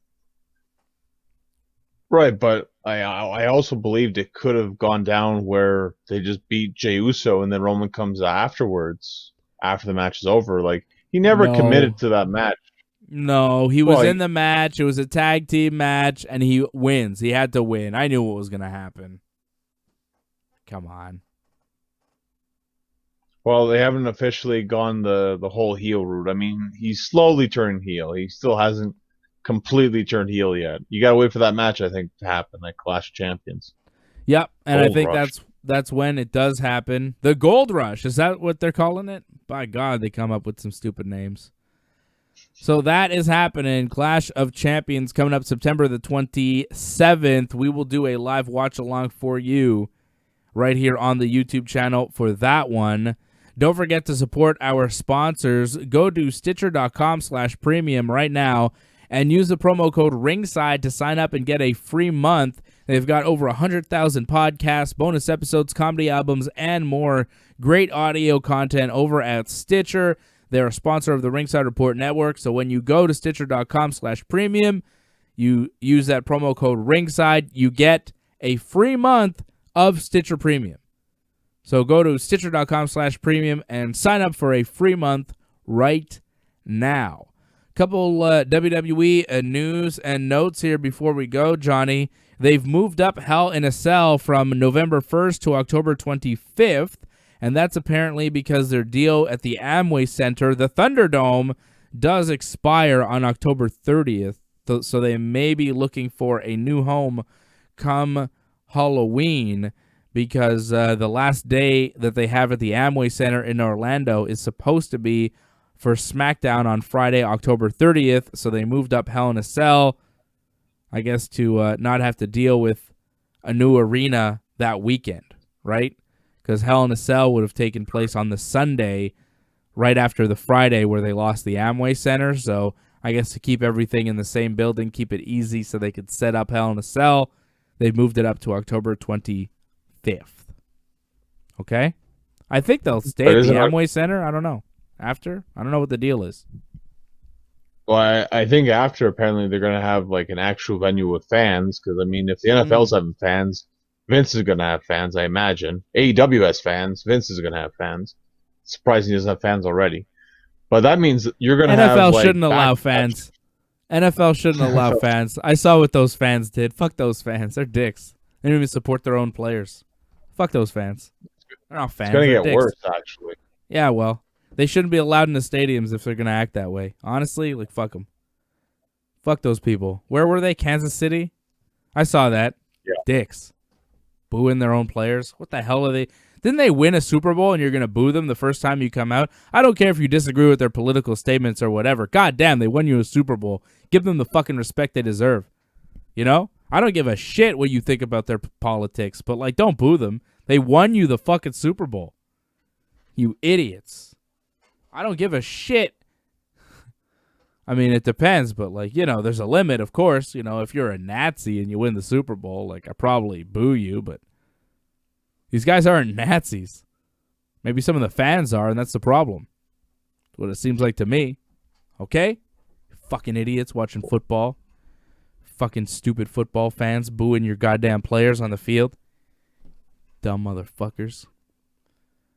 Shouldn't be allowed in the stadium. Should all get their tickets revoked. All right? Well, that's not going to happen. But the big news is now that you got back-to-back watch-alongs like every month now. So September, there's going to be a UFC, and then I believe October 24th, if I'm not mistaken, there's a big UFC as well. Khabib, baby, in the afternoon. Yeah. Khabib in the afternoon, Saturday afternoon, October 24th. Why are we talking about that? That's way too far in advance, dude. Yeah, get people hyped for it. You guys were talking about it the other day, so yeah. On the MMA show. We don't need to talk about it here on the wrestling show. Talking about MMA events happening in late October.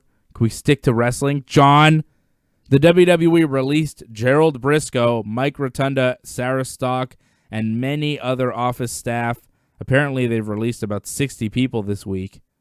A lot of people in their live events division because, if there's no live events, what do you need a live events division for?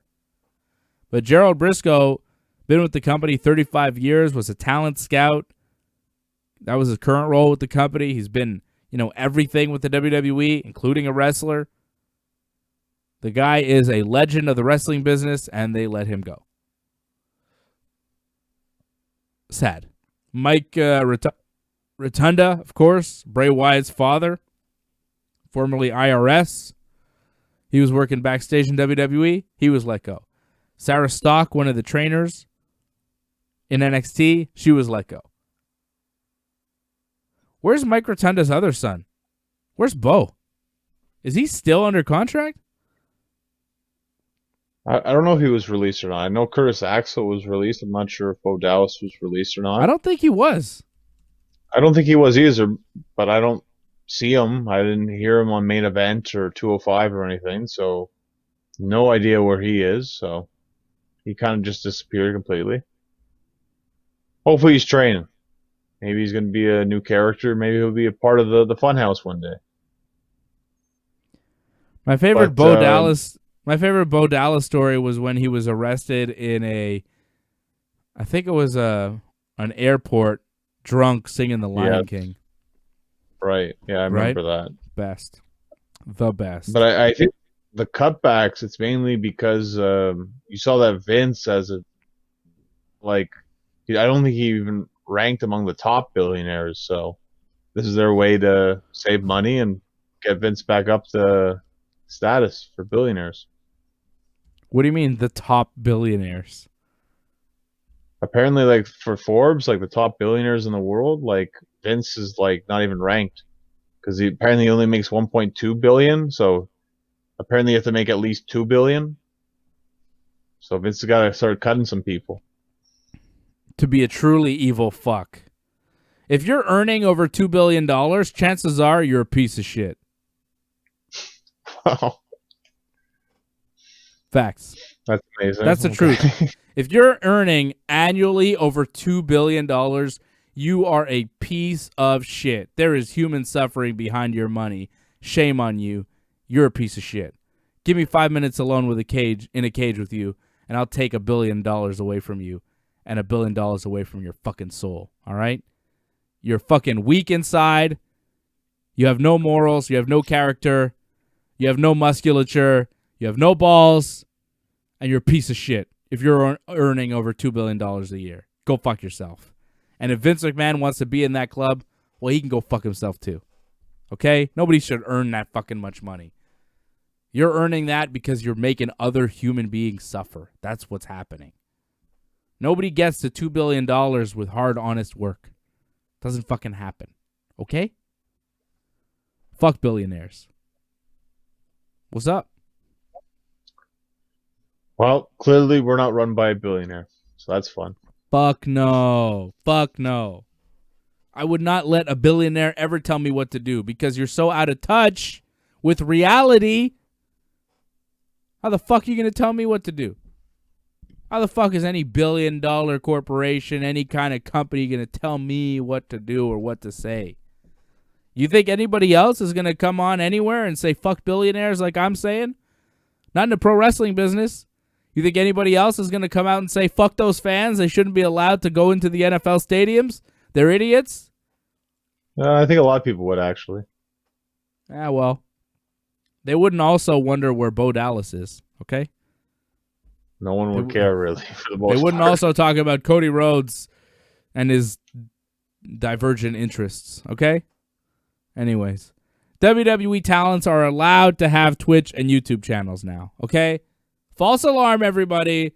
Last week when they were told they weren't allowed to do it, everybody went all crazy. But now they realize, okay, we're gonna scale back on that. You're allowed to have your YouTube and Twitch channels. You just can't be using your WWE names to do it. You can use your real names. No cameo. Did they say no cameo? I don't know if they said yes to cameo. I don't see cameo coming back or anything. I don't know. I think that's probably going to be allowed as long as they use their real names. Like, you can't be, Big E on Cameo. You have to be, whatever your real name is. You can't be Seth Rollins on YouTube. You got to be Kobe Lopez. Okay? But, what about AJ Styles? There's, Asuka works. Asuka has Kana-chan. She's Kana. That's her real name. She's got her YouTube channel. It's fine. She's not Asuka on YouTube. Fine. Because Asuka's a WWE name that was given to her by WWE. But AJ Styles, his real name is Alan Jones. But AJ Styles is his name. He owns that name. That's not his WWE name. That's his wrestling name. That's his gimmick name. So can AJ Styles still do his AJ Styles Twitch? Or does he have to change it to Alan Jones because he's AJ Styles in WWE? You see what I'm saying? Guys that own their names, how does it apply outside of WWE? I get Xavier Woods can't be Xavier Woods on Up, Up, Down, Down. He's got to be Austin Creed or whatever his name is, right? Austin Creed? Mm-hmm. Is that really his name? That's better than Xavier Woods. It was his name for a while, if you remember correctly. In WWE? TNA, it was that. In TNA, it was that, actually. No, he was Consequences Creed. Sometimes they let it slip, though. Did they? I remember Consequences Creed. I don't remember. His real name's Austin Watson. His name isn't even Creed. I thought it was Austin Creed. But I guess, that's what he calls himself, on Up, Up, Down, Down. So that's why I thought that was his real name. Isn't that what he calls himself? That's his other gimmick name? Xavier Woods is his New Day WWE name. Austin Creed is his, YouTube name. But Austin Watson is his shoot name. God damn, this guy's got a lot of names. But he owns the name, so that's it. He's smart in the sense that WWE can't change that now. Right. But what about AJ Styles? Can he be AJ Styles on Twitch? What about Randy Orton? His WWE name is his real name. Yeah, that's interesting. I don't know. I think they'd let Randy slide. They let a lot of things slide with Randy, so I don't think they'd have a problem. What about Samoa Joe? But he's not really active, though, in social media, is he? I don't But think if he had a Twitch channel, can he be Samoa Joe? That's his name. That's his WWE name, but it's also his, pre-WWE name. A lot of these guys, right? They have real names. They have shoot birth names, but their gimmick names are kind of who they are and who they've been even before the WWE. Some of them. Bryan Danielson can't be Daniel Bryan outside of WWE. Fine. He's built the name Bryan Danielson. It's his real name, but it was also his wrestling name before. So, sure. But, AJ Styles, that's a tough one. And I know AJ was one of the ones that got WWE upset, talking about Paul Heyman and all sorts of stuff on his Twitch channel. AJ was really letting things slip. Said he had coronavirus on his Twitch channel. AJ was shooting, brother. And he didn't give a fuck. AJ don't care. Apparently, we can't say that it was him exactly, because apparently Meltzer said Miro's wife is the one that was the final straw. And then Miro got like super pissed at Meltzer and said he should rot in hell. So That was the best. so no one says we're gonna rot in hell. Like, let's not say that AJ was the guy that caused all this. I mean, I don't think it helped, but I don't think it was like the last straw. Because I don't want AJ Styles to say that we're gonna rot in hell. That'd be sad if he said that. That was amazing. Miro, a.k.a. Rusev, said Dave Meltzer, he will rot in hell for the lies that he tells. That was crazy. But I loved it. Well, and then, then Miro signs with AEW, which I'm very surprised about. That made it more of a shock. Yeah, right? Because Meltzer is like AEW's #1 fan. He defended I saw him get into an argument with the guy that he does a show with there, Alvarez, based off the Matt Hardy thing. Like, he was defending AEW on the concussion protocol. And I was like, what are you talking about? Pardon me? Well, he defends AEW to the death pretty much, like everything. So it's interesting. Eventually that they might cross paths, Miro and Meltzer. So that could be very interesting backstage. Yeah. Rot in hell. Oh, Rusev, never change. I love that guy. All right, so WWE talents now are going to be allowed to have their Twitch and YouTube channels as long as they can use their real names, not their WWE names. I am going to give you the same edict, Johnny North. You can have a YouTube channel, but you have to use your shoot name, not your Wrestling Uncensored name. Like, if you wanted to branch out and have a Cameo or Twitch, you could do it, but you could not be Johnny North on those channels. All right, you'd have to be your shoot name. That's Genesis. The rules. Okay. Yeah, you'd have to be Genesis. You'd have to be your real name, which is one word, Genesis. You were birthed Genesis. So yeah, you'd have to use that. All right, I use Vince's rules on this show too. Okay. Follow him on Twitter at Genesis Johnny North and go to his Instagram. No. Sorry. His Instagram at Genesis Johnny North and his Twitter at North Genesis. See, if you were like me and you had your Instagram and Twitter all the same handle at Dave Simon MMA, you'd have no problems. I have no problems. And if you have questions for me, hit me up at Dave Simon MMA. Okay? Go to ringsidereport.net as well. We have all the shows there. Did you miss our AEW All Out Watch Along? Why did you miss it? You should watch it. Go to our YouTube channel right now and watch it. You know what? Like this video while you're at it. Oh, and subscribe to the channel. And the bell. The bell, very important, so you get notifications each and every time we are on. I want to thank our sponsors, Manscaped. Go to manscaped.com. Use that promo code Ringside20 for 20% off your order plus free shipping. Ringside20 at manscaped.com for 20% off your order and free shipping. Go to IPVanish. Get a secure VPN. Protect yourself on the internet. Go to vpn.ringsidereport.net. vpn.ringsidereport.net. And Stitcher. Go to Stitcher Premium, Stitcher.com/premium, and use the promo code Ringside for a free month. Support the sponsors. Support the Ringside Report Network.